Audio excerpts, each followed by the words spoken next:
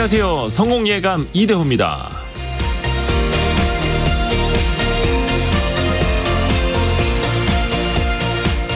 빠른 속도로 달리면 시야가 좁아집니다.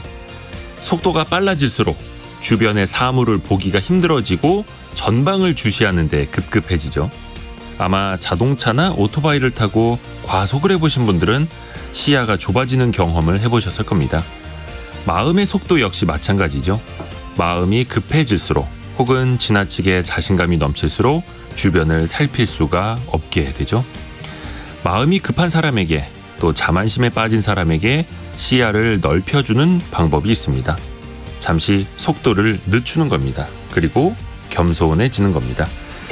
우리 마음의 속도를 늦추고 겸손해지면 비로소 주변이 보이고 다른 이의 이야기가 들릴 겁니다. 저도 최근에 그렇게 하고 있습니다. 7월 6일 목요일입니다. 성공예감 이대호입니다. 지금 시작합니다.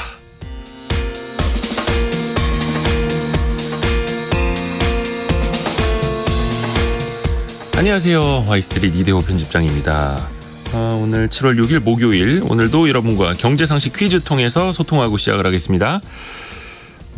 코로나 이후에 해외 여행객이 크게 늘면서 이 상품도 큰 인기라고 합니다. 한 대형 여행사 기준으로 보면은 지난 6월 한 달 동안 이 여행객이 9만 5천 명, 지난해에 비해서 660% 이상 늘었다고 합니다. 전통적인 비수기로 꼽히는 기간인데도 여행 수요가 계속해서 회복되고 있다는 건데요. 젊은 층은 주로 자유여행을 가죠. 개별 여행, 이렇게 혼자 다니는 걸 좋아하는 반면에 가족이나 어르신들은 이 상품 예약을 많이 합니다. 항공, 호텔, 식사, 이동 차량 등 여행사가 정한 일정에 따라서 여러 명이 함께 다니는 일종의 단체 여행 상품을 말하죠. 포장이라는 뜻도 좀 갖고 있는데 힌트를 더 드리자면 깃발을 들고 있는 가이드를 놓쳐서는 안 됩니다. 큰일 납니다. 그러면 이 세 글자 여행, 세 글자 여행 보내주시면 되겠습니다. 짧은 문자 50원, 긴 문자 100원이 드는 샵 9730으로 참여해 주시면 되겠고요. 참여해 주신 분들 중에서 추첨을 통해서 선물도 보내드립니다. KBS 콩과 그리고 유튜브도 함께 열려 있습니다. 성공예감 이대호입니다. 자주 검색하시면 성공이 가까워집니다.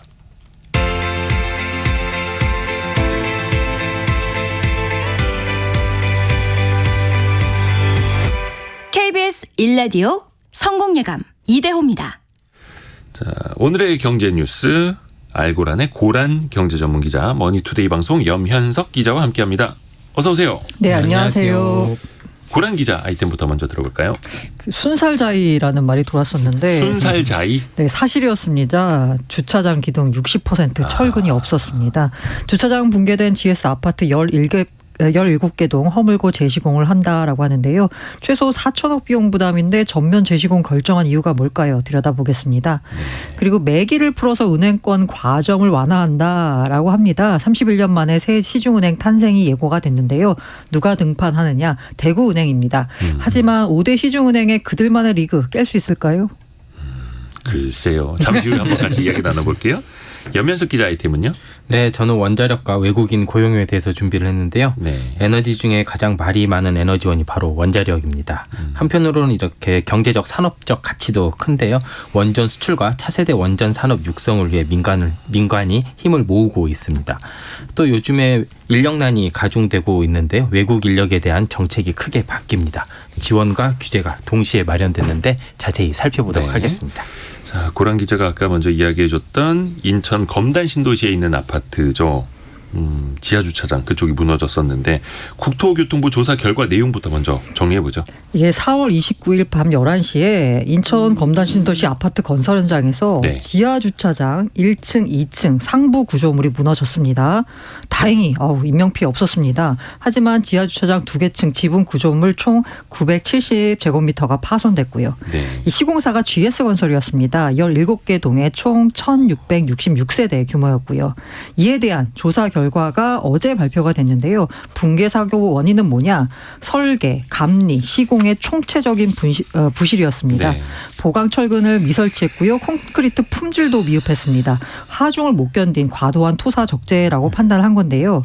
이 검단 아파트 지하 주차장을 보면 보호 없이 기둥이 직접 슬래브를 지지하는 무량판 구조입니다.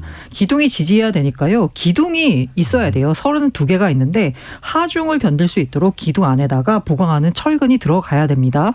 그런데 설계상에 철근은 17개 기둥에만 적용이 됐습니다. 32개에 들어가야 되는데 17개만 적용된 거예요. 설계부터 부실했어요. 네. 그런데 감리업체가 이런 문제를 발견하지 못했습니다. 그렇죠.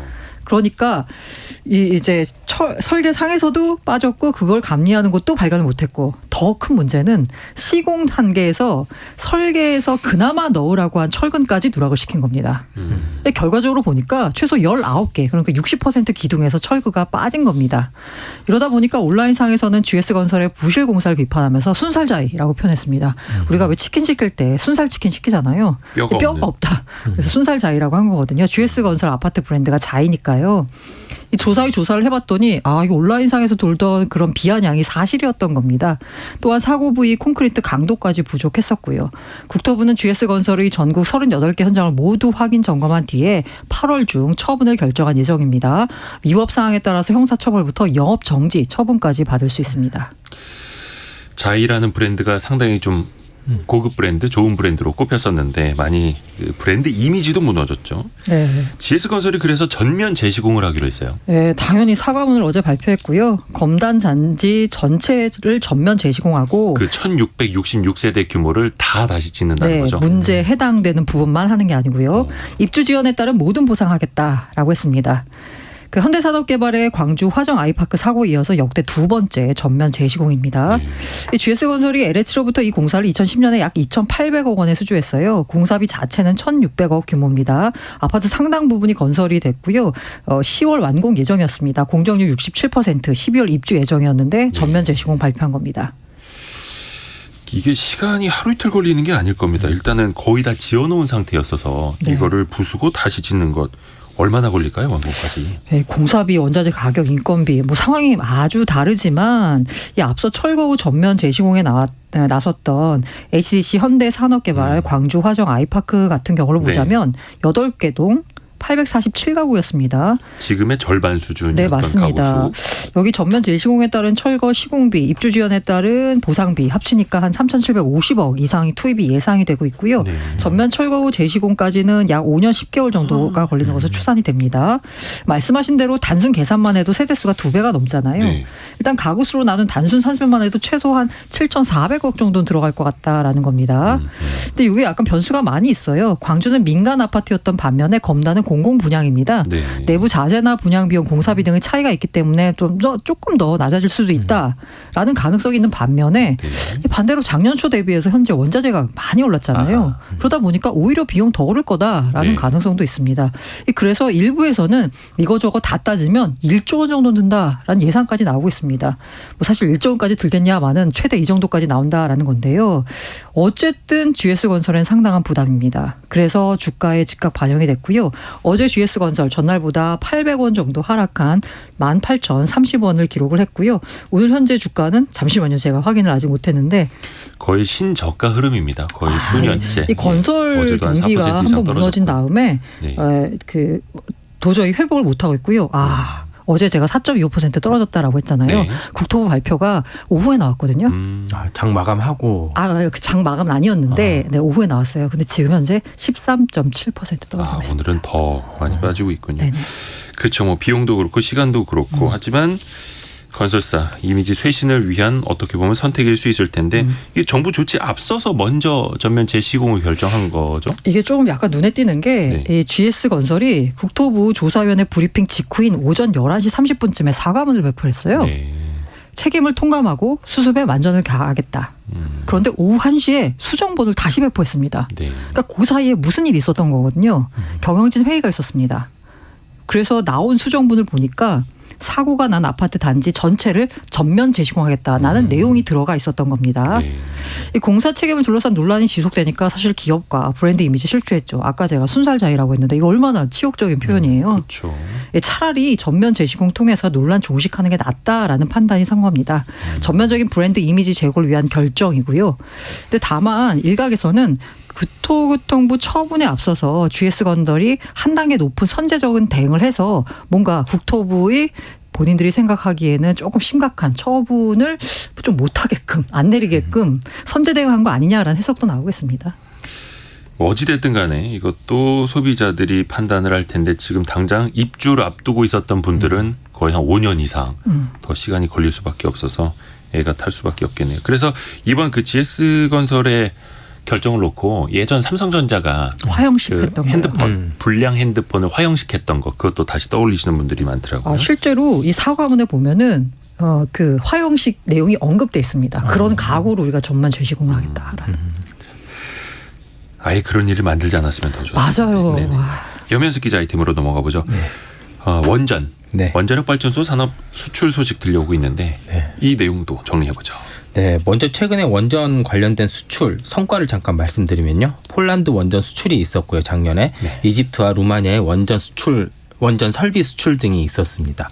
이제 원전 수출이라고 하면 우리가 헷갈릴 수가 있습니다. 그래서 조금 이걸 좀 나눠서 살펴볼 필요가 있는데요. 원전 수출이라 우리가 말하면 원자로가 포함된 이렇게 전부 다 원자력 발전소를 건설해 주는 게 하나가 있고요. 원자로를 뺀 나머지 주요 설비 부분을 이제 수출하는 게 있습니다. 이걸 이제 원전 설비 수출이라고 합니다. 일단 수출 단가만 보면요. 원자로 자체만 수출 금액이 한 3에서 4조 원 정도 됩니다. 원자로를 뺀 나머지 원전 설비도요. 한 4조 원 내외가 됩니다.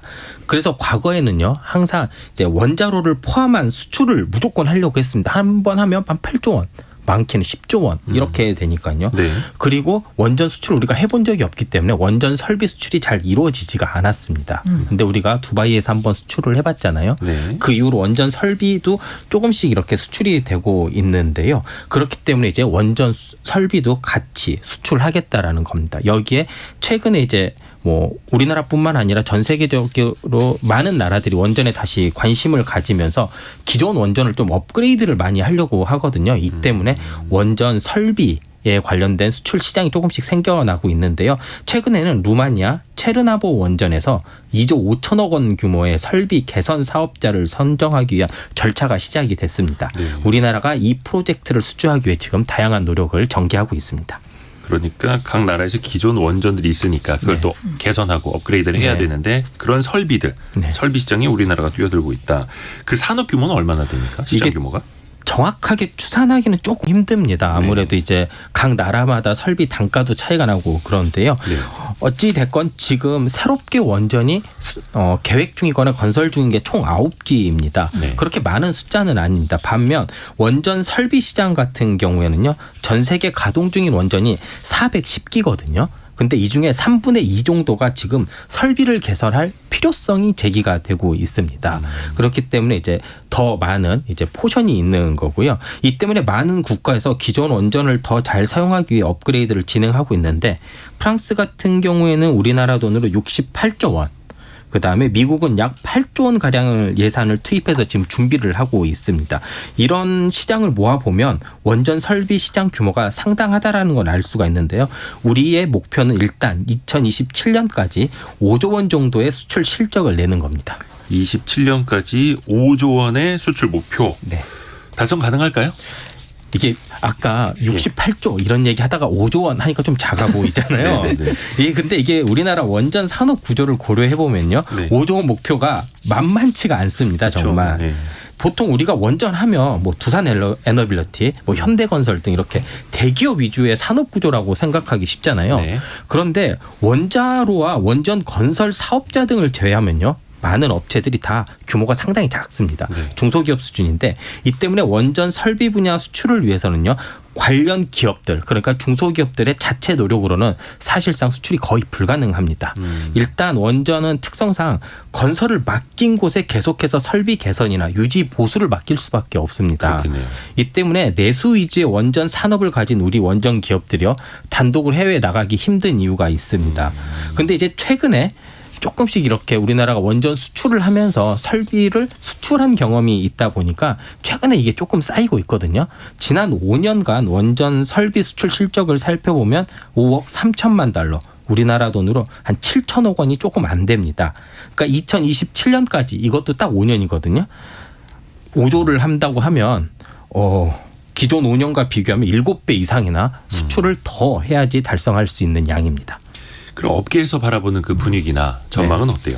일단 항상 분위기는 나쁘지 않습니다. 네. 전 세계 원전 운영 국가들이 사실 후쿠시마 원전 사태 이후에 사실상 원전 산업을 많이 이렇게 좀 접은 측면들이 있습니다. 네. 그렇기 때문에 그 나라 안에서 원전 산업을 많이 육성하지 못해서 산업들이 많이 죽어 있거든요. 그리고 우리나라는 뭐 지난 5년 동안 뭐 탈원전을 했다고 하는데 사실상 그래도 원전 생태계를 유지할 수 있을 정도의 최소한의 이거는 해왔었거든요. 네. 그렇기 때문에 산업 생태계가 살아있기 때문에 분위기가 나쁘지 않습니다. 지금 원전 설비가 가능한 나라들을 보면 이제 중국, 러시아, 우리나라 정도밖에 볼 수 없는데요. 뭐 중국, 러시아는 좀 국제 상황상 좀 힘들고 그래서 우리나라 업체들이 많이 주목을 받고 있는 건 사실입니다. 이 때문에 정부가 뭐 정책적 지원, 금융 지원 정도 통해서요. 경쟁력을 조금 높여준다라는 건데요. 지금 원전 자체 수출이 가능한 기업이 한 40곳 정도 되는데 이것도 한 100곳 정도로 늘린다는 계획입니다. 원전 그 중에서도 소형 원전 있잖아요. 네네. SMR이라고 하는 소형 네. 모듈 원자로 이게 이제 새로운 원전의 모델이 될 것이다 이런 전망들이 있는데 이 분야에서 우리의 경쟁력은 어떨까요? 와, 아직까지 좀 미지수이긴 합니다. 이게 네. 뭐 정확하게 뭐 성과가 나온 게 아니거든요. 예. 지난 화요일에 정부와 SK, GS, 현대건설, 한수원 등 42개 원전 관련 기관이요 한 자리에 모였습니다. 이제 차세대 원전이 소형 모듈 원자로 SMR 분야를 선도하기 위해 이렇게 민관이 얼라이언스를 구성한 건데요. 아무래도 아직 SMR을 선도하는 나라가 없다 보니까 우리에게도 기회가 있다고 여겨지기 때문입니다. 2035년까지 SMR 시장은요 5천억 달러, 우리 돈으로 한 650조 원 규모가 형성될 것으로 보입니다. 요즘 가장 핫한 분야 2차 전지가요. 네. 2035년 기준으로 한 6천억 달러 정도 시장이 예상되고 있습니다. 네. 가장 핫한 분야와 비교하면 뭐 조금 적긴 하지만 SMR 시장도 작진 않거든요. 이렇기 때문에 뭐 새로운 블루오션으로 될 수 있다라는 좀 주목도는 높아지고 있습니다. 소형 모듈 원자로 이 시장도 크다. 네. 기대해 볼 만하다. 좋습니다. 자, 고란 기자. 당국이 금융당국이 계속해서 은행의 과점 체제를 깨겠다라고 하고 있는데 그래도 뭔가 좀 개선책이 나왔어요. 네. 예. 그 지난 1월에 윤석열 대통령이 은행 카르텔에 대해서 비판했어요. 네. 그러니까 2월 달에 그 은행권 경영 영업관행 제도 개선 태스크포스 TF가 만들어졌습니다. 이 TF에서 어제 개선안을 내놓은 건데요. 이 핵심은 뭐냐? 5대 시중은행 중심으로 굳어진 은행업계에 새로운 사업자, 즉 매기를 풀어서 진입 장벽을 대폭 낮추겠다라는 겁니다. 이 단실 내 안정적 실효적 경쟁을 촉진을 위해서는 기존 새로 뭔가 은행 사업자가 들어가는 것보다는 기존 지방은행이 시중은행으로 전환하는 거 이거 적극적으로 허용하기로 했습니다. 이제 시중은행이라는 의미로 우리가 그냥 전국 단위 은행을 시중은행이라고 부르고 있는데 지방은행을 전국 단위 은행으로 키우겠다. 그 첫 번째가 대구은행이에요? 네, 어제 바로 출사표를 던졌습니다. 예. 김태호 DGB금융그룹 회장이 이 DGB가요. 대구잖아요. 그렇죠, 대구뱅크. 요거 그러니까 대구은행의 모회사입니다. DGB 대구은행은 올해 내 시중은행 전환을 검토하고 추진하겠다라고 발표했습니다. 만약에 대구은행이 시중은행으로 전환하면 92년에 평화은행, 이름만 들어도 이후에 30여 년 만에 새로운 시중은행이 등장합니다. 그러면 왜 대구은행일까라고 보자면요. 앞서 말씀드린 대로 기존 은행이 업무와 규모를 확대하는 게 신규 은행 설립하는 것보다 경쟁 촉진에 효과적이기 때문입니다. 그리고 대구은행의 경우 지배구조 요건상 다른 지방은행보다 시중은행으로 전환이 쉽습니다. 대구은행 같은 경우에는 67년에 국내 첫 지방은행으로 출범했습니다. 시중은행 인가에 필요한 최소 자본금 요건 1,000억 원과 지배구조 요건을 모두 충족하고 있고요. 대구은행 자본금은 1분기 말 기준으로 6,800억 원입니다. 지분은 DGB 금융지주가 100% 보유하고 있는데 요 지주의 주요 주주는 국민연금이 8.8%, 저축은행, OK저축은행이 8% 등을 들고 있습니다. 그리고 또 DGB 금융그룹은 지방 금융지주 가운데 유일하게 증권사와 보험사를 계열사로 가지고 있습니다. 그러니까 만약에 시중은행으로 전환하면 기업금융과 자산관리 분야를 중심으로 시너지가 날 수 있다라는 분석이 나오고 있습니다. 자, 그런데 그러면 대구은행이 시중은행으로 즉 전국 단위 은행으로 펼쳐져 나가면 네. 과연 기존 은행들의 과점 체제를 깰 수 있을 것인가? 매기 효과가 있을 것인가? 봐야 되잖아요. 라고 기대를 하고 있죠. 네. 그러니까 금융 당국은 그렇게 기대를 하고 있는데 일단 자산 규모를 보자면요. 이 대구은행의 경우 5대 은행의 20% 수준에 불과합니다. 1분기 말 기준으로 5대 은행의 원화 대출금을 한번 볼게요. 국민은행이 327조입니다. 이어서 우리은행이 293조, 신한, 하나, 농협 모두 270조가 넘습니다. 그런데 대구은행 51조 원입니다. 5배 이상 시중은행이 더 많은 거죠. 그러니까 이렇게 덩치가 5분의 1밖에 안 되는 게 어떻게 매기 역할을 하겠냐 어려울 것 같다라는 지적이 나오고 있는데요. 다만 어쨌든 간에 시중은행 늘어나는 거니까 고객 편의나 서비스 제공 차원에서는 고객 선택지가 넓어질 수 있는 것 아니냐라는 의견도 있습니다. 뭐 그래서 수년 전부터 인터넷 전문은행도 만들었고 매기 효과를 많이 노린다고는 했습니다만 그 결과가 어떤지는 우리 서민들, 네. 국민들이 더 많이 체감하고 계실 것 같고요. 그래서 매기 한 마리만 푸는 게 아니라 특화 전문은행도 여러 개 네. 만들어야 된다. 그런 아이디어가 있었는데 이게 정책으로 지금 결정된 건 아니네요. 이게 사실 제가 TF가 2월 달에 만들어졌다고 했잖아요. 네. TF 만들어지고 나서 본격적으로 나온 얘기는 사실 특화 전문은행입니다. 네. 또 어느 순간 쑥 들어갔죠. 그렇죠. 왜 들어갔을까요? 미국과 유럽에서 그 특화 전문은행들이 잇따라 파산을 했죠. 네, 특히 미국 실리콘밸리은행 SVB 파산되면서 이게 사실 금융위관의 보도자료에서도 우수 사례로 등장했었던 거거든요. 예전에. 근데 이게 파산해버린 거예요. 그러니까 지금 이 상황에서 이걸 대안으로 제시하기는 조금 어렵다라는 평가가 나와서요. 이번 개선안에서는 빠졌습니다. 김소영 금융위 부위원장은 건전성이나 유동성에 대해 훨씬 더 중요하게 생각하고 있는 상황이다. 라고 이제 말을 했고요. 그리고 증권사, 보험사 등 비은행권에 대한 지급결제 의무를 허용을 해서 지금 지급결제 은행이 합니다. 은행과 경쟁을 촉진하는 방안도 초반에는 논의가 됐습니다만은 어쨌든 이 안정성에 대한 우려가 높아진 상황에서는 추가 검토해야 된다. 지금으로서는 라는 결론을 내렸습니다. 과거에도 항상 보면 경쟁을 촉진하겠다. 투자를 더 많이 유치하겠다라고 하면서 정부가 특허권을 가진 것, 허가, 라이센스 많이 내주는 사례. 근데 그 이후에는 사고가 터지죠. 사고가 터지고 또 업계 구조 조정이 한번 또 되고 뭐 비단 한 수년 전에 면세점 특허가 또 그랬고 역사의 반복인데 이것도 우리가 잘 이 역사를 또 기억을 해놔야겠습니다. 염현석 기자. 네. 외국인 노동자 구하는 것도 사실은 많은 분들이 어렵다고 해요. 네. 사업하시는 분들도 그렇고 정부가 좀 보완책을 내놨네요. 네, 이번에 대책을 냈는데요. 이 대책을 한마디로 정리하면 네. 외국인 노동자들이 한 사업장에서 오래 근무할 수 있도록 하겠다는 겁니다. 네. 근데 외국 인력을 필요로 하는 대부분의 사업장에서 나오는 가장 큰 불만 중에 하나가요. 일할 만하면 그만둔다. 이겁니다. 조금 더 직접적으로 말하면요. 기술은 이곳에서 배우고 쓸만하면 다른 곳으로 이직을 한다라는 건데요. 이를 방지하기 위한 대책인 겁니다. 실제 외국 인력이 입국 후 1년 이내에 최초 배정된 사업장에서 다른 사업장으로 변경되는 비중이요. 30%가 조금 넘습니다. 네. 그러니까 3분의 1이 1년 안에 다른 곳으로 간다라는 건데요. 이를 막기 위해 크게 두 가지가 바뀝니다.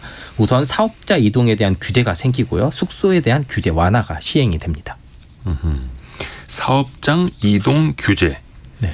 한 곳에서 오랫동안 일하도록 하겠다. 구체적으로 이게 어떤 건지 설명 좀 해주세요. 네, 조금 말이 좀 애매한데요. 크게 세 가지 정도로 나눠서 살펴볼 수 있습니다. 일단 기존에는 같은 업종에서 외국인이 사업장을 바꿀 수는 있습니다. 네. 근데 이 때문에 지방에서 보통 기술을 배워서요. 이제 수도권으로 넘어가는 경우가 되게 많습니다. 급여를 좀 더 많이 주니까. 네. 그렇기 때문에 이를 막기 위해서요. 외국인이 사업장을 바꾸는 기준이 지역 내 변경으로만 한정이 됩니다. 그러니까 같은 지역에서 같은 업종일 때만 이직이 허용이 된다라는 겁니다. 또 외국인이 또 장기적으로 이런 장기 근무를 유도를 해야 되잖아요. 네. 이 때문에 재입국 특례도 완화를 해줍니다. 현재 한 사업장에서요. 4년 10개월을 일해야지 재입국 특례 기준을 받을 수 있습니다. 거의 5년 가까이 일해야만. 네. 근데 이거를 최초 사업장일 경우에는 1년 이상 일할 경우로 바꾸는 등 이런 현실적인 기준이 조금 마련된다고 합니다. 네. 외국 인력을 사용하는 사업자에게도 외국인 노동자가 사업자 책임 없이 이제 이직할 경우가 있잖아요. 예를 들어 뭐 돈을 더 준다고 할 때 네. 이러면 현재는 그 사업자가 다시 또 외국인 노동자를 구하려면 2주 정도를 내국인 구직 공고를 내야 됩니다. 네. 이게 기준인데 이게 없어집니다. 그러니까 만약에 우리 회사에 있던 외국인 근로자가 이제 다른 회사로 이직했었을 때 바로 또 외국인 근로자 공고를 낼 수 있도록 바뀝니다. 또 외국인 근로자들의 숙소가 굉장히 열악한 게 여러 차례 문제가 됐잖아요. 지금도 마찬가지고 관련된 규제를 바꾸는 것도 이야기가 나왔네요. 네, 그렇습니다. 이제 외국인 노동자들이 조금 더 쾌적한 곳에서 머물 수 있게 하면 아무래도 더 근무를 오래 할 수 있지 않을까 이런 취지인데요. 현재 지침상 외국인 숙박 지원은 월 통상임금의 8에서 20%입니다. 네. 이게 뭐 많을 수도 있고 적을 수도 있는데 대부분 엄청 적은 수준이라고 합니다. 이 때문에 숙박 여건이 되게 좋지 않은데 이를 해당 지역의 시세를 반영할 수 있도록 바꿉니다. 그리고 협의도 당사자 간에 서로 협의를 할 수 있도록 변경합니다. 또 이렇게 당사자 간에 협약을 하면 아무래도 이제 회사의 입장이 조금 더 많이 들어갈 수 있기 때문에 네. 지자체가 공공기숙사를 많이 만들 수 있도록 유도도 합니다. 네. 해당 지자체가 외국인 공공기숙사를 만들면요. 그 지자체의 외국인 고용 한도를 조금 높여주고요. 일부 재정 지원도 한다고 합니다. 공공기숙사 제도를 적극 더 장려를 한다는 방침인데요. 아무래도 개별 사업장에서 관리하는 것보다 그래도 지자체에서 공동으로 관리하면 여러 이런 문제들을 조금 줄일 수 있을 것으로 기대되기 때문인데요. 정부는 일단 이런 외국인 관련 정책을요. 근로정책을 내년 6월까지 계속해서 이제 만들어내고 논의하고 현장에 이제 적용을 할 거라고 밝혔습니다. 외국인 노동자에 대한 대책을 계속해서 잇따라 내놓겠다. 네. 계속해서 한번 지켜보죠. 알고란 고란 경제 전문 기자 머니투데이 방송 염현석 기자였습니다. 고맙습니다. 네, 네, 감사합니다. 감사합니다.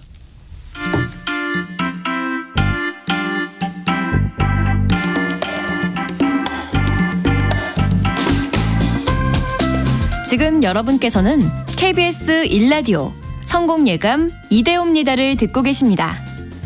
참여해주신 여러분께는 추첨을 통해 헬시 허그에서 한국인의 건강한 두피에서 찾아낸 두피 유래 유산균을, 판촉물 전문 그룹 기프코에서 텀블러 세트를, 아름다운 식탁 창조 주비푸드에서 자연에서 갈아 만든 생와사비를, 쉽고 빠른 판촉물 제작 시너지 기프트에서 LED 튜브 스탠드를, 그리고 성공예감에서 준비한 커피 쿠폰을 보내드립니다. 당첨자는 성공예감 이대호입니다 홈페이지에서 확인하세요. 경제상식 퀴즈 한 번 더 내드릴게요. 하늘길이 열리고 여행 수요가 회복이 되면서 이 방식으로 해외여행을 하시는 분들이 많이 있습니다. 자유여행의 반대말이죠. 교통, 숙박, 식사 이게 하나로 다 묶여져 있기 때문에 오히려 마음 편하게 다녀올 수 있다는 게 장점인데요. 이 세 글자 땡땡땡 여행입니다. 이정옥님이 남편과 저는 이 여행을 선호하는데 우리 아들들은 배낭여행을 더 좋아해서 함께 여행하기가 힘들어요 라고 보내주셨고요. 6535님이 저도 제주도 신혼여행 다녀온 이후에 26년 만에 다시 이 여행 상품으로 8월 초에 여행을 가는데 설렙니다. 축하드립니다. 즐겁게 안전하게 잘 다녀오시길 바라겠고요. 그리고 6443님은 지난달에 82세 친정 엄마를 모시고 북해도 다녀왔어요. 엄마가 좋아하셨어요. 라고. 그렇죠. 이렇게 어르신하고 같이 다닐 때는 이 여행이 더 나을 수가 있죠. 예. 짧은 문자 50원, 긴 문자 100원이 드는 샵 9730이나 KBS 콩으로 보내주시면 됩니다.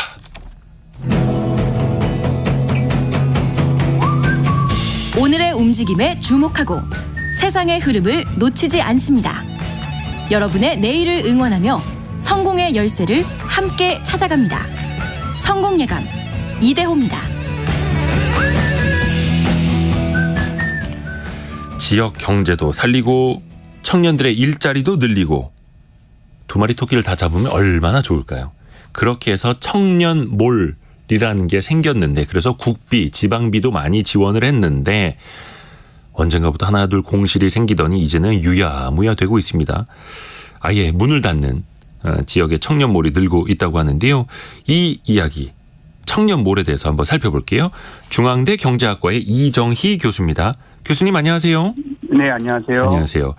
청년몰이라는 게 여기 뭐 국비, 지방비 투입을 해서 일자리도 많이 만들고 뭔가 지역 경제 쇼핑도 활성화하겠다 이러면서 많이 만들어졌던데 지금 현 주소는 어떻습니까?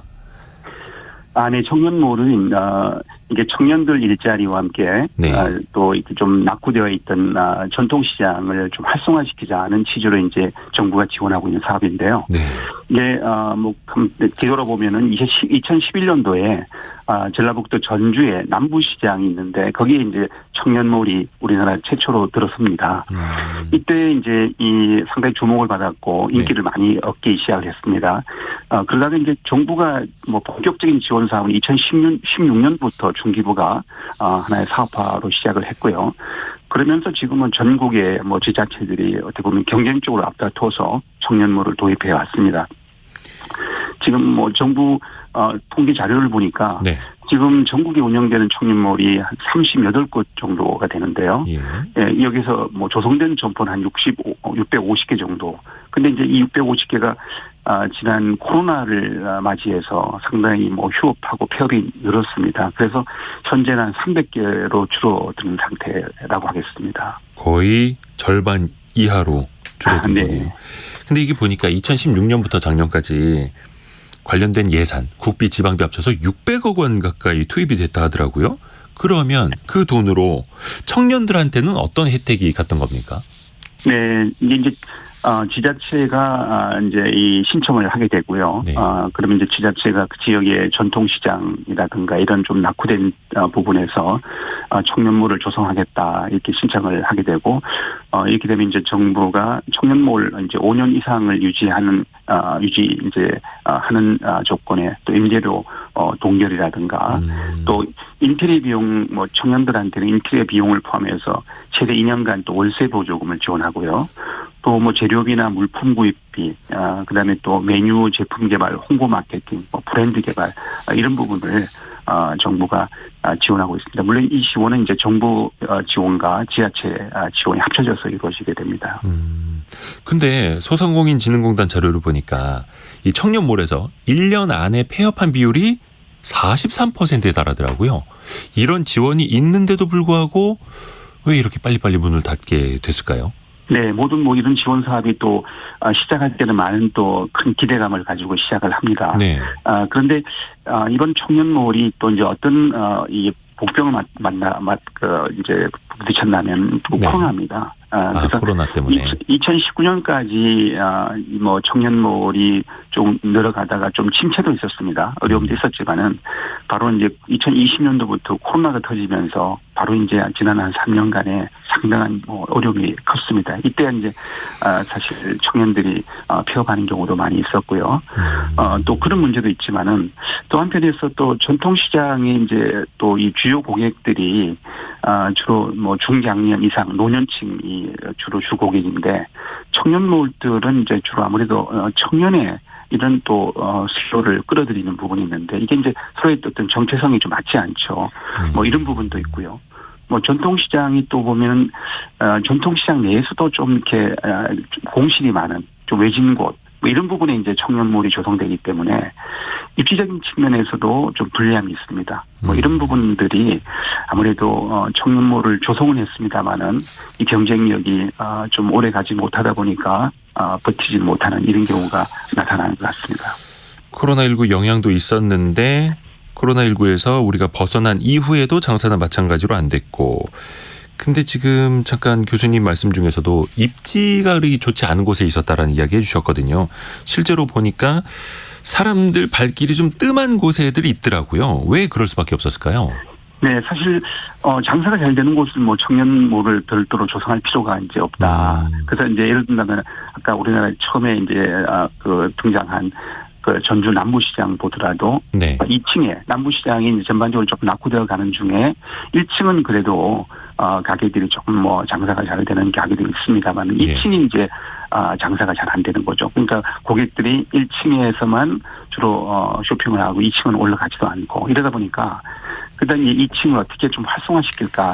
거기에 이제 2층에 공실된 부분들에 정부가 지원하면서 그 당시에 청년들을 모았는데 바로 이제 이렇게 대부분이 청년들이 이렇게 좀 낙후된 부분에서 청년들을 통한 활성화를 기대하다 보니까 아무래도 입지 자체가 좀 불리한 상황이 되고 있습니다. 또 청년몰에 좀 특색이 없었다라는 지적도 있더라고요. 거의 대부분 먹거리 아니면 공방, 뭘 만드는 공방 정도 수준이던데 그거에 대해서는 어떻게 평가하세요, 교수님? 네, 이게 이것도 이제 소상공인시장진흥공단 통계를 좀 살펴보면은 네. 주로 이제 여기 입점된 업종이 주 음식점이 60%입니다. 그다음에 이제 공방이 20%고요. 그다음에 이제 도소매업 12% 정도인데 그러다 보니까 대부분이 음식점 쪽에 치우쳐져 있고요. 아무래도 이제 우리나라의 아무래도 외식 수요가 네. 뭐 전반적으로 많은 편이고 그러다 보니까 창업도 외식업 분야에서 많이 일어나고 있습니다. 그리고 청년들도 마찬가지로 이런 외식업 분야의 창업으로 이루어지고 있다. 거기다가 또 뭐 방송에서도 요즘 뭐 맛집, 외식업 소개 이런 부분들도 많이 하고 하기 때문에 좀 전반적으로 외식업 분야의 치우침이 큰 게 아닌가. 그래서 이게 뭐 청년 사장님들한테만 이게 맡길 부분은 아닌 것 같아요. 이거는 이제 어떻게 보면은 개별 청년 사장들도 중요하지만은 이 청년몰 자체의 어떤 이것도 좀 특색을 가져야 되거든요. 그러니까 개별 청년 가게들도 특색을 가져야 되겠지만은 이 몰 자체의 특색도 중요하다. 근데 이제 지자체들이 어떤 그런 충분한 기획력 이런 부분들이 좀 부족한 상태에서 청년몰이 조성되는 경우도 있어서 이런 여러 가지 좀 애호 문제가 나타나지 않는가 봅니다. 그렇죠. 뭐 장사 경험이 많지 않으니까 그러니까 청년들일 텐데 그러면 그냥 뭐 인테리어 비용이나 물품 구입비, 임대료 이런 것만 지원할 게 아니라 뭔가 자립을 위한 컨설팅이나 뭐 시스템적으로 도와주는 그런 것들은 혹시 없었나요? 네, 사실 뭐 이게 이제 청년몰을 조성하고 거기에 이제 입점될 청년들을 이제 모집하고 네. 뭐 이런 지원을 해주니까 이제 모집을 하고 이렇게 해서 시작이 이제 되게 되는데요. 근데 이게 여러 가지 뭐 금전적인 지원도 있죠. 월세 같은 거 지원해주고 합니다만은 사실 청년들이 신선한 아이디어는 저는 뭐 좋은 아이디어가 많이 있습니다. 네. 젊은 청년들이 신선한 아이디어가 좋은데 문제는 경험이 부족한 거죠. 그래서 운영 경쟁력이 상당히 떨어지는데 그래서 이게 사전 경험 기회가 좀 주어지는 것이 필요하지 않을까. 그래서 사전에 어떻게 보면 어떤 창업에 대한 어떤 그런 준비 기간이 좀 부족하다. 마음은 급하고 그리고 또 상당히 또 이렇게 창업하시는 분들이 자신감이 넘쳐요. 그래서 내 아이디어가 이게 좀 상당히 좀 인기를 얻을 거다. 이런 자신감 넘치고 근데 막상 해보면은 그게 이제 실제로 자기 기대에 떨어지는 문제가 있어서 전 사전에 충분한 어떤 그런 경험을 좀 필요하고 그다음에 이제 이게 유지하면서도 어떤 마케팅력이 좀 필요한 부분인데 네. 좀 더 소프트웨어적인 어떤 그런 어떤 지원 체계가 그다음에 2단계가 좀 주어져야 되는 게 아닌가 이렇게 보여집니다. 전문가의 도움도 좀 받아야 되는데 그게 다 또 쉽지만은 않고요. 그 청년몰의 의무 유지 기한이 5년이라고 하더라고요. 그러면 어떻게 해서든 의무적으로 하다가 5년 지나면 또 더 줄줄이 더 많이 폐업할 수도 있는 겁니까?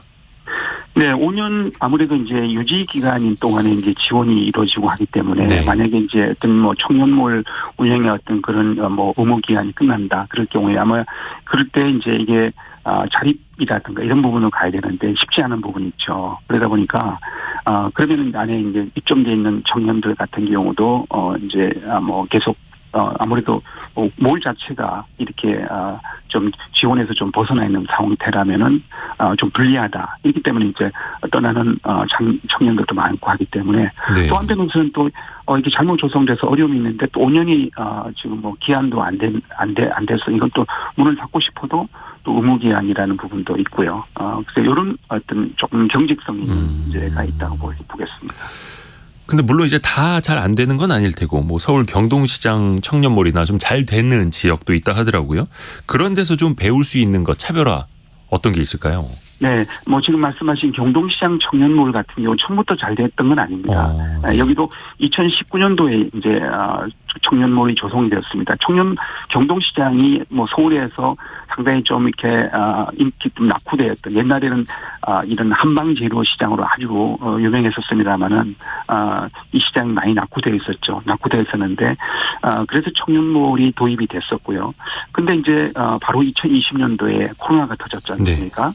그러면서 상당히 어려움을 겪어왔는데 최근에 이 경동시장에 이제 그 뭐 경동극장이라는 이런 또 폐점한 극장에 또 스타벅스가 뭐 상생 방안으로 입점이 되고 이러면서 다시 그 경동시장에 청년몰이 활기를 띠게 됐다. 이러니까 결국에는 뭐가 하나만 잘 돼서 되는 게 아니라 네. 이게 서로가 이게 시너지를 보일 수 있는 이런 어떤 이 같이 좀 보완적인 부분이 필요한 부분이 있다고 볼 수가 있겠습니다. 그래서 상당히 이제 지금은 이제 주목을 많이 받고 있는 경우도 있고요. 뭐 기타 뭐 지방에서도 뭐 강원도 속초 같은 경우도 있지만은 여러 가지로 지금 SNS가 활발하게 특히 청년들은 네. SNS를 통해서 맛집을 찾아가고 볼거리를 그렇죠. 찾아가는데 이런 부분을 어떻게 활용을 잘하느냐. 결국에는 이게 스토리텔링이 중요한데 이 스토리텔링을 통해서 왜냐하면 그 뭐 지방에서는 지역 자체 인구가 적기 때문에 그 인구의 어떤 소비자로 갖고는 장사가 잘 안 되겠죠. 외지인들이 와야 되는데 외지인들이 오려면은 그런 스토리텔링이 충분하게 잘 이루어지는 그런 특색이 보여질 때는 뭐 성공적인 케이스가 여러 개 나타날 수가 있습니다. 보완할 점들이 정말 한두 가지가 아니네요. 이게 청년들의 일자리도 있고 또 그 미래도 있고 상권도 다 복합적으로 있는 일이니만큼 좀 개선할 점을 계속해서 좀 찾고 보완을 좀 했으면 하는 바람입니다. 오늘 중앙대경제학과 이정희 교수 통해서 도움 말씀 들었습니다. 고맙습니다. 네, 감사합니다. 감사합니다. 라디오 정보센터 다녀오겠습니다. 행정안전부는 최근 새마을금고 연체율이 상승함에 따라 건전성 우려가 크다는 것을 잘 알고 있다면서 새마을금고 연체율은 충분히 관리가 가능한 수준이라고 밝혔습니다. 노사 간 입장 차이를 좁히지 못한 최저임금위원회가 오늘 오후 내년도 최저임금 논의를 이어갑니다. 오늘 회의에서는 근로자위원과 사용자위원이 각각 2차 수정 요구안을 제출할 예정입니다. 한국언론진흥재단이 정보 광고를 독점으로 대행할 수 있도록 한 정보광고법 조항이 헌법에 어긋나지 않는다는 헌법재판소 판단이 나왔습니다. 제닛 옐런 미국 재무장관이 오늘 중국을 방문해 미중 전략 경쟁과 긴밀히 연결된 양국 경제, 무역 관계와 국제 경제 현안들을 논의합니다. 지금까지 라디오 정보센터 뉴스 정한나였습니다.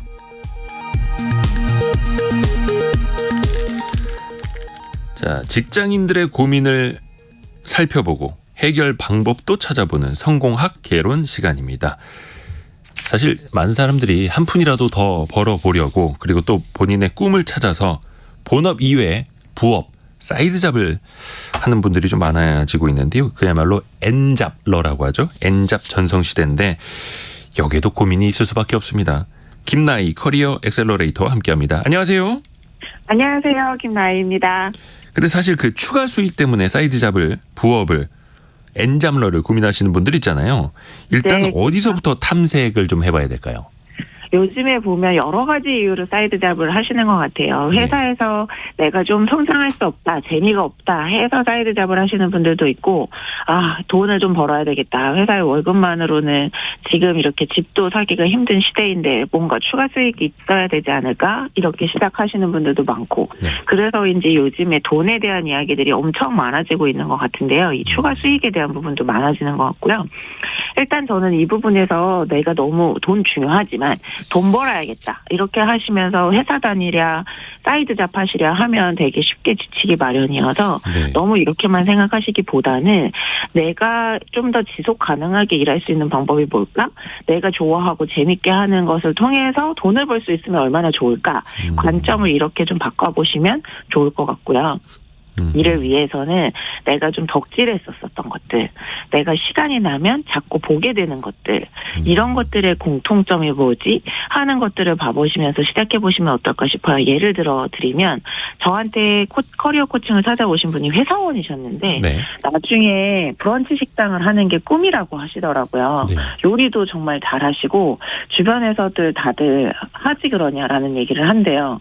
그런데 주변에서 사람들이 식당 하나 하지 그래, 내가 요리를 재밌게 해야 하는 거하고 진짜 그 일을 하는 거는 다르기 때문에 제가 이분한테 어떤 사이드 잡을 추천드렸냐면, 그러면 주말에 토요일 일요일에 정말 잘 되는 브런치 식당들이 있을 거잖아요. 주변에 이런 데들을 한번 찾아보시고 그런 곳에서 파트타임 아르바이트를 한번 시작해 보시라. 어떻게 해야 그 식당이 잘 돌아가고 메뉴 구성은 어떻게 되어 있고 가격은 얼마고 이런 것들을 내가 관찰하고 실제로 해보기 시작하면서 나중에 그 일을 하는 것과 그냥 한번 해볼까? 좋아 보이네 하면서 하는 건 굉장히 다르기 때문에 내 꿈을 실현하는 차원에서도 이런 사이드 잡을 한번 해보시면 어떨까 하는 제안을 드려봤거든요. 여러분들께서도 나중에 커피숍 하고 싶다, 빵집 하고 싶다, 책방 하면 어떨까 이런 분들 굉장히 많으시잖아요. 이것들을 그냥 해보면 어떨까 차원에서 내 일로 만드는 시간들을 한번 지금 내보기 시작하시면 어떨까 싶습니다. 본인이 좋아하는 걸 해야 하는데 그냥 무턱대고 좋아하는 일을 바로 뛰어들면 또 경제적인 불확실성도 있을 테니까요. 근데 모르겠습니다. 구분을 어떻게 둬야 될지 모르겠는데 본업하고 가웬일이라는 게 따로 있지 않겠습니까? 근데 그렇죠. 어떻게 하다 보면 또 본업에 소홀해질 수도 있을 테고 그런 염려는 없을까요? 사실 저는 제가 추천드리는 바는 네. 사이드 잡을 하느라고 본업이 소홀해질 것 같으면 사이드 잡을 하시지 않는 게 맞다고 말씀드리고 싶기는 합니다. 그러니까 이 사이드 잡이라는 것도 그 일을 통해서 내가 하는 본업에 긍정적인 영향을 줄 수 있어야 하는 거고 오히려 그걸 통해서 나도 좀 더 동기부여되고 나도 이렇게 잘할 수 있구나. 좋아하는 걸 하면서 돈도 벌 수 있고 그러면 되게 좋다. 내 생활에 활력도 되고 이러면서 내 삶이 다양해지고 풍요로워지는 데 기여해야지 사이드 잡 하느라고 너무 피곤하고 막상 회사에서 일하시면서는 놓치는 게 되게 많아지고 일 똑바로 안 되고 이런 상황이 되면 오히려 나한테 좋을 게 하나도 없는 것 같아요. 그래서 내가 지금 하는 일을 통해서 그러니까 사이드 잡을 하게 되실 때에도 일단 내 일을 먼저 들여다보시면서 내가 하는 일을 통해서 내가 어떤 것들을 지금 만족하고 있는지 어떤 것들이 좀 아쉬운지 그 아쉬운 점들을 이 회사에서 할 수는 없는지 사이드 잡을 통해서 그것들을 하려면 어떻게 해야 되는지 하는 것들을 한번 좀 더 관찰해 보실 필요는 있고요. 그 사이드 잡이 본업에 부정적인 영향을 주지 않는 선에서 하시는 게 저는 좋다고 생각합니다. 내 시간에 한 10에서 20% 정도를 쏟는다라고 생각하시면 어떨까 싶어요. 그러니까 부업의 사이드 잡의 10에서 20% 정도만 주업과 본업이 흔들리면 안 되니까. 그런데 둘 다 잘하고 싶거든요. 둘 다 좀 시너지를 냈으면 좋겠고 시너지를 낼 수 있는 방법이 있다면요. 사실 둘 다 잘하기 되게 어렵기 때문에 일단 그렇죠. 어렵다 네. 하는 거를 전제로 깔고 가시는 게 더 좋을 것 같고요. 네. 내가 오히려 부업을 통해서 사이드 잡을 통해서 여러 가지 실험들을 한다라고 생각을 해보시면 좀 더 가벼운 마음으로 해볼 수 있지 않을까. 그러니까 본업은 잘해야 하는 일이고 부업은 내가 좋아하는 일, 잘하고 싶은 일을 찾는 실험이다라고 생각해 보시면 좋을 것 같다는 생각이 들고요. 실험을 하는 거니까 너무 올인하지 마시고 가벼운 마음으로 일단 시작해 보는 것 추천드려요. 예를 들면 10분의 1이라고 하는 을지로의 와인바가 하나 있는데 이거를 어떻게 시작하게 됐냐면 이걸 하시게 된 분들이 정말 사이드 잡으로 내가 하는 일에 10분의 1 정도의 시간을 내고 내 월급의 10분의 1 정도를 모아서 10명의 사람들이 각출해서 같이 하기 시작한 거예요. 처음부터 이 와인 가게를 성공시켜야 되겠다. 이런 마음으로 했으면 오히려 더 좀 잘 되기 어려웠을 수도 있는데 시작 자체가 무거울 수 있으니까 10분의 1씩 돈 각출하고 내 시간에 10분의 1을 한번 해보면 어떨까? 이렇게 하면서 시작해서 우리만의 아지트를 만든다는 생각으로 하다 보니까 훨씬 더 재밌고 가벼운 마음으로 했던 것들 그리고 직장인의 마음을 이해하면서 했었던 것들이 더 잘 되게 됐다고 하시더라고요. 일단 시작은 가벼운 마음으로 하는 것 그리고 내가 해보고 싶은 실험을 하는 시장이라고 한번 생각해 보시는 것 그리고 시간 관리를 잘해야 한다 하는 부분에서 좀 염두에 두셔주시면 어떨까 싶습니다. 그 방금 말씀하신 시간 관리 네. 물론 이게 사실 누구나 시간이 많이 남질 않지 않습니까? 그렇죠. 이걸 어떻게 좀 쪼개서 써야 될까요? 지금 당장 김나희 엑셀러레이터도 여러 가지 일을 하고 계시잖아요. 그렇죠. 사실 저만 해도 컨설팅이나 코칭하는 일을 하고 있고 강연하고 글 쓰고 또 IT 스타트업의 CSO 맡고 있고 지금 이렇게 라디오에서 여러분들께 말씀드리는 일 하고 있고 읊어보니까 되게 많네요. 그런데 사실 저는 이 시간 관리 어렵죠. 바쁘다 바빠 현대 사회이기도 하고 그래서 내가 하고 있는 일들의 연결점을 잘 찾는 게 되게 중요한 것 같고요. 그러니까 제가 A, B, C, D, E의 일을 하고 있는데 이 A, B, C, D, E의 일이 다 각각 떨어져 있는 일들이 아니라 교집합을 갖고 있는 일이기 때문에 아주 막 그렇게 어렵다, 시간이 너무 없다라고 생각하지 않는 부분도 하나 있고 또 한 가지는 몰입할 수 있는 시간을 찾으시는 게 되게 중요한 것 같아요. 우리가 살다 보면 뭐 이렇게 저렇게 공중에 떠다니는 시간들이 되게 많아질 수 있는데 내가 몇 시부터 몇 시까지는 이 일에 몰입하고 또 몇 시부터 몇 시까지는 좀 쉬고 사람이 좀 쉬기도 해야 하니까 우리는 로봇이 아니니까요. 네. 그러고 난 다음에는 또 몇 시부터 몇 시까지는 어떻게 하고 뭐 출퇴근하는 시간에 시간이 좀 뜨시잖아요. 1시간 보통 30분에서 1시간 정도씩 뭐 출퇴근하는데 쓰신다라고 하면 그중에 뭐 출근 시간에는 좀 머리를 식히면서 이렇게 라디오도 들으시고 하면서 출근을 한다라고 하면 퇴근하는 시간 동안에는 내가 좀 관심 있었던 거 리서치도 해봐 보시고 네. 유튜브를 보더라도 그냥 이렇게 바라보시는 게 아니라 여기에서 어떤 것들을 내 일의 인사이트에 적용해보는 시간이라고 또 생각해보시기도 하고 이렇게 시간의 이름표를 좀 다르게 붙여보시면 생각보다 활용할 수 있는 시간이 많네 하는 생각이 드실 수도 있을 것 같습니다. 시간에 이름표를 붙여라. 좋습니다. 마지막으로 좀 짧게 시간이 많지 않아서 네. 이 본업, 그러니까 부업을 언제쯤 본업으로 삼아도 될지 또 어떤 분들은 당장 회사도 그만두고 싶은데 그 고민하시는 분들을 위해서 마지막 조언 좀 부탁드립니다.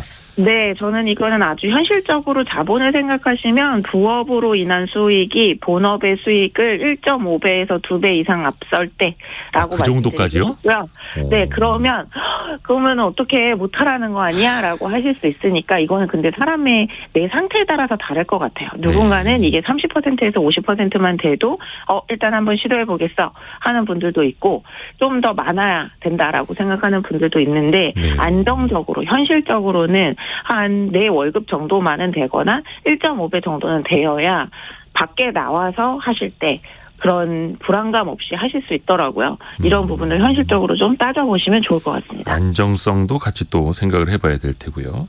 오늘 김나희 커리어 엑셀러레이터와 함께했습니다. 고맙습니다. 감사합니다. 감사합니다. 여러분 혹시 챗 GPT 많이 쓰고 계십니까? 생성형 AI 우리 생활 정말 깊숙이 들어왔는데 따지고 보면은 이제 반년 정도 된 거예요. 근데 그 반년 사이에 세상이 정말 많이 바뀌고 있습니다. 2부 때 미래 생활 사전 시간에 그 이야기 한번 들어보겠습니다. 뉴스 듣고 10시 5분에 돌아오겠습니다.